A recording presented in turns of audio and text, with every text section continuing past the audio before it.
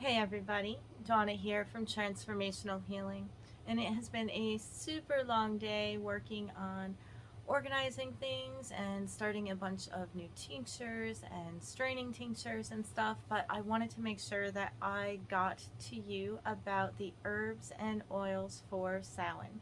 We had a great incense making class at Star and Splendor here in Voorheesville, New York last Friday, and I wanted to share all of those wonderful herbs with all of you.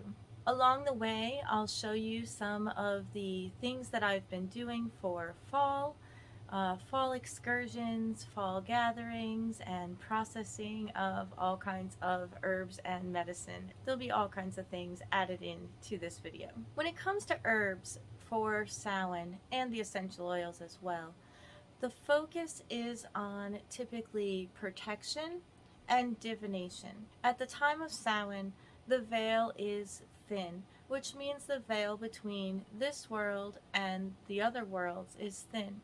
That could be the ancestors, the fae, and some people believe many other things as well. And so the tradition is to honor your ancestors and to use your divination skills, because it's really easy to get information from yourself during this time and from others that may be trying to help you at this time.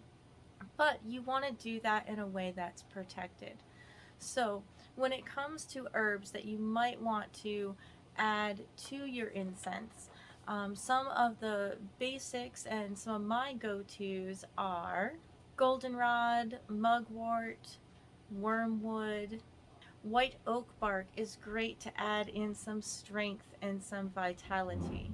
Catnip can help with divination purposes, and mandrake root is often added as well.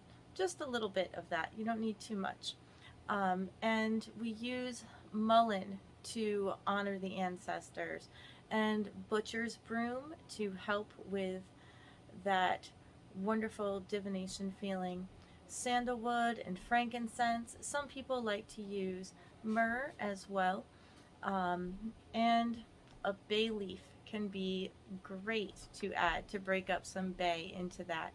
And add a little spice of cinnamon to just give it a little bit of empowerment.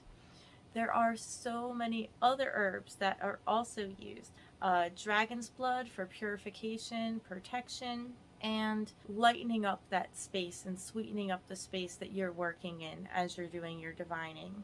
Clove and nutmeg, and as you notice, that's all of the things that are in apple pie and pumpkin spice. They're all great for protecting your space, believe it or not.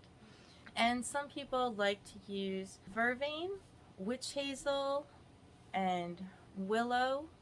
The yew tree is very special right now. Angelica. Garlic, which is a little bit weird, but you know, we cook with our garlic this time of year for protection.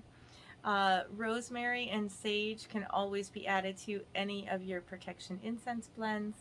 And people like to use patchouli at this time of year, and dittany of Crete as well. When it comes to blending those, that is so many herbs, so you want to make sure that you are not blending too many different herbs, and keep a good ratio of herbs to resins. You don't want too much resin unless you're intending on making just a resin incense.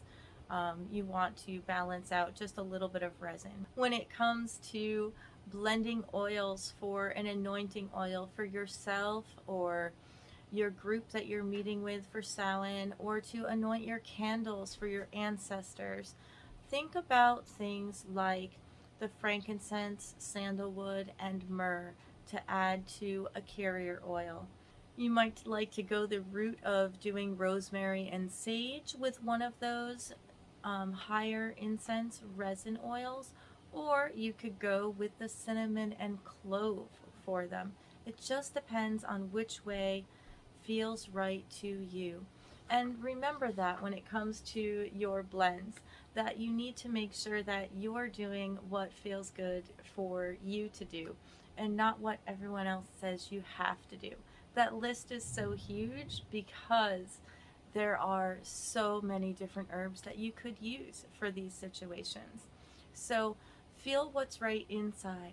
Make sure that if you can go out and you see that you have some calendula or sage or things like that outside growing, or you have things like there's a little bit of goldenrod left, go collect them, because you honoring those herbs by leaving an offering and taking a small harvest, you have enough time to get them to dry so you can put them in your incense or use them as offering herbs on your altar for your ancestors.